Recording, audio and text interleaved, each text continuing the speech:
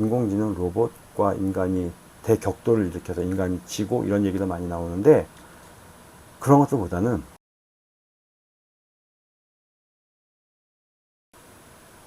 안녕하세요, 노랑잠수함입니다. 이번에는 이 책 듀얼 브레인 이서물리계 체계에서 제가 밑줄 그은 부분들을 소개하는 영상입니다. 정리해 놓은 내용도 한번 쭉 보겠습니다. 이 책의 9페이지에 앞부분에 이제 들어가는 말 부분에 이런 내용이 있습니다. 그리고 세상을 뒤바꿀 근본적인 변화가 시작됐으며 미래가 어떻게 바뀔지 누구도 정확히 말할 수 없다는 사실을 다시금 깨닫는다. 제가 이 챗GPT를 처음 썼을 때 그 느낌을 좀 받았었거든요. 세상 달라지나 보다, 바뀌나 보다. 이게 제가 인터넷이라고 하는 거 처음 썼을 때, 그리고 우리나라에서 흔히 말하는 닷컴 버블이 일어났을 때, 그때 가졌던 막연한 무언가 변하는 것 같아 라는 느낌을 받았던 그 시절과 좀 비슷한 느낌을 좀 받거든요. 물론 약간 좀 더 구체화된 느낌도 있긴 합니다만, 어쨌든 정말 세상이 달라지는 거 아닌가 하는 생각 좀 해서 이 문장에 되게 공감을 했습니다. 18페이지에 AI가 무엇을 의미하는지 완벽하게 설명할 수 있는 사람은 아무도 없으며 이 기술을 만들고 사용하는 사람들조차 그 의미를 완전히 이해하지 못하고 있다 라고 합니다. AI가 되게 어려운 놈이긴 한가 봅니다. 그리고 30페이지, 그런데 LLM은 아마존에서 사용하는 주문 수요 예측이 아니라 텍스트 조각을 분석해서 그 다음에 나올 토큰인 단어나 단어의 일부를 예측하는 식으로 작동한다. 궁극적으로 챗GPT가 수행하는 기술적인 작업은 이것이 전부다. 여기서 말하는 토큰은 그 책에는 그렇게 설명해놨더라고요. 말뭉치의 최소 단위다. 구두점부터 단어 하나 이리까지 길이는 좀 다양한데 어쨌든 말뭉치의 최소 단위다 라고 설명을 해놨네요. 58페이지, 오픈 AI의 CEO 샘 올트먼의 말을 빌리면 AI에는 무한한 긍정적 측면이 있다. 이론적으로 초인공지능은 질병을 치료하고 지구온난화 문제를 해결하며 풍요의 시대를 불러오고 자유로운 기계신 베벌런트 머신갓이라고 표현하는데요. 될 수 있다라고 되어 있습니다. 여기서 지금 무한한 긍정적 측면이라는 표현에 무슨 생각을 했냐면, 제가 지금까지 인공지능한테 뭔가를 물어봤을 때 몰라요라는 말을 들어본 적 단 한 번도 없거든요. 당연한 얘기겠습니다만, 그 생각이 붙었더라고요. 이 문장은 기억에 남습니다. 62페이지, 결과적으로 AI의 학습 자료는 지구 전체는커녕 인터넷 사용자의 다양성조차 제대로 반영하지 못한다. 세상에 대한 왜곡된 시각을 전달하는 셈이다. 이러한 문제는 인간인 우리가 서로를 인식하고 상호작용하는 방식에도 심각한 영향을 끼치고 있다. 사실 예전에 마이크로소프트하고 IBM에서 한번 이렇게 챗봇 한번 발표했다가 황급하게 없앤 적이 있었잖아요. 근데 그때는 사람들이 그거 미처 써보기도 전에 뭐 사라지고 이랬었는데, 지금은 이렇게 너무나도 일반화되어 버린 세상이 됐는데 여전히 그런 어떤 학습의 편중 같은 문제 때문에 발생하는 이런 것들이, 특히나 인공지능을 이용을 하다 보면 점점점 비중이 높아지고 의지를 하게 될 텐데 그때 문제가 발생하지 않을까라는 부분에 대해서 이야기를 밑줄을 그었습니다. 77페이지, LLM은 소네트를 능숙하게 지어내지만 정확히 50단어로 구성된 시는 잘 만들지 못한다. 단어가 아닌 토큰으로 세상을 이해하기 때문에 일관되게 50개보다 많거나 적은 단어의 시를 작성하게 된다. 그런가 하면 아이디어를 생각해내는 것처럼 예상치 못한 작업은 LLM에게 쉬운 반면 기초 수학처럼 평범한 프로그램도 쉽게 처리할 수 있을 것 같은 작업은 어려워진다. 여기에서 이 아이디어를 생성해내거나 또는 시를 작문하거나 이런 것들이 쉽다고 얘기했잖아요. 사실 우리가 인공지능이 뚜껑 열리기 전까지는 인공지능이 제일 어려워하는 게 사람의 창의일 거야. 그래서 문학작품을 못 만들 거야 했는데 막상 뚜껑 열리고 보니까 오히려 제일 잘하는 작업이라고 하더라고요. 그래서 그렇구나 라는 생각을 했었습니다. 79페이지, 이제는 인간의 의사결정 능력을 새로운 방식으로 향상할 수 있는 시대가 됐다. 82페이지, 두 번째로 우려할 만한 문제는 의존성이다. AI의 도움을 받는 것에 너무 익숙해지면 어떻게 될까? 83페이지, 우선 AI는 실제로 아무것도 알지 못한다. 그저 연속적인 배열에서 다음 단어를 예측할 뿐이다. AI는 무엇이 진실이고 무엇이 거짓인지 구분할 수 없다.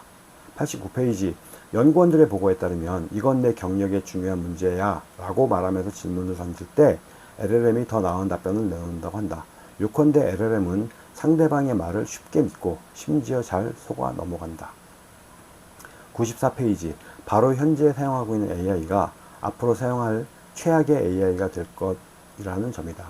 지금 여러분이 쓰고 있는 AI가 앞으로 우리가 쓰게 되는 모든 AI 중에서 가장 성능이 떨어진 AI라는 얘기입니다.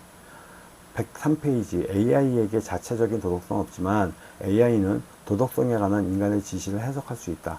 특별한 지시가 없을 때 AI는 기본적으로 효율적인 결과를 선택했다. 이는 AI에게 본질적으로 내장된 합리성 때문이거나 학습의 결과가 반영된 것으로 해석할 수 있다. 136페이지. AI가 허구와 현실을 구분하지 못해서 우스운 일이 벌어지기도 한다. 예를 들어 데이터 과학자인 콜린 프레이저는 챗GPT에게 1에서 100사이의 숫자를 아무거나 대보라고 요청했을 때 42라고 대답할 확률이 100%라는 사실을 발견했다. 챗GPT가 정말 무작위로 숫자를 골랐다면 42라는 답이 나올 확률은 1%가 되어야 한다. SF를 좋아하는 독자라면 챗GPT가 왜 42라는 숫자를 더 자주 답으로 명령하는지 아마 짐작할 것이다. 42는 더글라스 애덤스의 코믹 SF 소설 은하수를 여행하는 히치하이커를 위한 안내서에서 삶, 우주, 그리고 모든 것에 대한 궁극적인 질문의 해답으로 등장하는 숫자다. 이 소설에서 질문이 무엇이었는가라는 더 중요한 문제는 밝혀지지 않은 채로 남았다. 그리고 이 숫자는 인터넷에서 농담을 자주 쓰인다. 프레이저는 AI가 마주치는 숫자 중에서 42가 다른 숫자들보다 훨씬 많기 때문에 결과적으로 AI가 무작위로 답을 제공한다 착각하면서 이 숫자를 출력할 가능성이 높아진다고 추측했다. 136페이지. 구체적인 사실을 정확히 기억해내야 하는 작업에서는 언제든 환각이 나타날 가능성이 높다. 다만 인터넷 검색처럼 외부 자료를 이용할 수 있는 기능을 추가하면 상황을 개선할 수 있다. 151페이지. 대안적 용도 테스트에서 보았듯이 생성형 AI는 짧은 시간에 많은 아이디어를 생각해내는데 뛰어나다. 그러니 실용적인 측면에서 볼 때 모든 브레인스토밍 과정에 AI를 활용해야 할 것이다. 170페이지. 앞서 언급한 MIT 연구에서 챗GPT는 인간의 기술을 보완하는 역할이 아니라 인간의 노력을 대체하는 역할로 주로 사용된다는 사실이 밝혀졌다. 실제로 실험 참가자 대다수는 AI가 제시한 결과물을 편집조차 하지 않고 그대로 복사해서 사용했다. 제가 그러는 것 같아요. 제가. 175페이지. AI의 능력은 보수가 높고 창의성이 많이 필요하며 근로자의 교육 수준이 높은 직업과 가장 많이 겹쳤다. 가방 끈긴 사람이 가장 불리하다는 얘기군요. 180페이지. AI와 함께 일을 할 때는 위험이 따른다. 우리 자신을 불필요한 존재로 만들 위험도 있지만 AI를 지나치게 신뢰하는 것도 위험한 일이다. 198페이지. 내가 이 책을 집필하면서 했던 것처럼 AI를 공동지능으로 활용하는 것이야말로 AI의 가치가 가장 빛나는 지점이다. 214페이지. 연간 30억 달러 규모의 스톡 사진 시장은 AI가 맞춤형 이미지를 쉽게 제작할 수 있게 되면서 대부분 사라질 것으로 보인다. 아이러니하게도 이미지 생성 AI들은 스톡 사진을 이용해 학습한다. 제가 이 스톡포토 관련된 강의를 하고 있는데 저의 생계를 위협하기도 하네요. 221페이지. 그리고 AI는 현재의 교육 방식을 개선하기 전에 먼저 파괴할 것이다. 235페이지. AI로 무언가 하고 싶다면 그저 그 일을 도와달라고 요청하면 된다. 소설을 쓰고 싶어 내가 무엇을 알고 있어야 내게 도움을 줄 수 있을까? 라고 물어보면 의외로 많은 도움을 받을 수 있다. 기억하자. AI는 우리가 이끌지 않아도 우리를 안내하는 데 갈수록 능숙해질 것이다. 그렇게 되면 프롬프트 작성은 그다지 중요하지 않은 일이 될 것이다. 지금은 프롬프트 작성이 되게 중요하다고 얘기를 하는데 그렇지 않은 세상이 조만간 올 거라고 합니다. 250페이지. 도전, 피드백, 점진적 발전이라는 요소를 갖춘 나오미의 훈련 방식이 진정한 전문성에 이르는 길이다. 이때 AI가 도움이 될 수 있다. AI는 이러한 문제를 직접적으로 해결하며 오늘날보다 더 나은 연습 체계를 만들지도 모른다.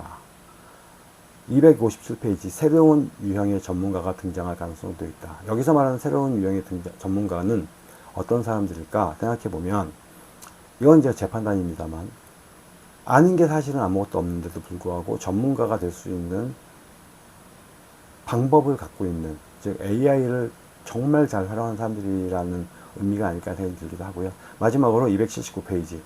우리는 하나의 거대한 AI 대재앙을 걱정하기보다 AI가 가져올 수 있는 수많은 작은 재앙을 걱정해야 한다. 저는 사실 이게 되게 중요한 문제라고 생각해요. 우리가 보는 SF 영화나 이런 것들 보면 인공지능 로봇과 인간이 대격돌을 일으켜서 인간이 지고 이런 얘기도 많이 나오는데 그런 것들보다는 우리가 일상생활에서 사용하는 AI가 소소하게 우리의 삶을 망가뜨리는 이런 짜잘한 재앙들, 재앙이라고 인식조차 할 수 없는 재앙들을 가져오는 세상에 우리가 일상으로 부딪히지 않을까 하는 생각이 들기도 합니다. 자, 이렇게 듀얼 브레인, 이선 물리계 책의 밑줄 그은 내용들을 소개하는 영상이었습니다. 감사합니다. 노랑잠섬이었습니다.